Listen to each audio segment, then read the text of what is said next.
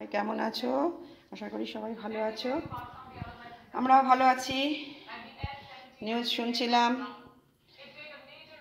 যুদ্ধবিরতি হয়েছে, জেনে ভালো লাগলো। আজকে গেলাম নাইল পার্চ আনতে, নাইল পার্চ মাছ। আজ রবিবার।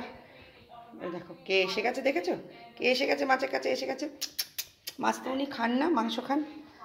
হ্যাঁ, তো আজকে নাইল পার্চ নিয়ে এলাম, চলে গেলাম আমরা দুজনে গিয়ে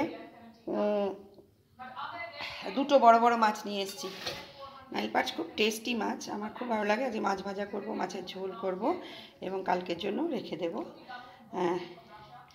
দুটো বড় মাছ, প্রায় 2 কিলো 300 গ্রাম এরকম একটা কিছু হয়েছে। এখানে নাইল পার্চ হলো শিলিংসে কত নিল, 2000 টাকা কিলো নিল। হ্যাঁ, 2000 টাকা কিলো নিল। এখানে 2000 শিলিংস পার কেজি।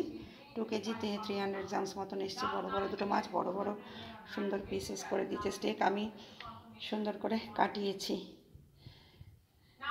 দাঁড়িয়ে থেকে কাটালাম এখানে সুন্দর করে।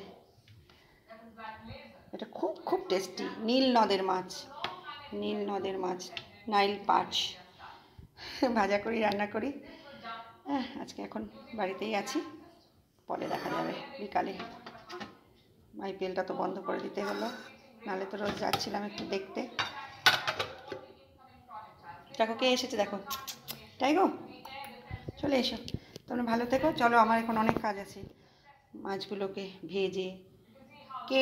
ভেজে ঝোল বানাতে হবে। টাটা, ভালো থেকো সবাই, সুস্থ থেকো, আনন্দ থেকো। টাটা।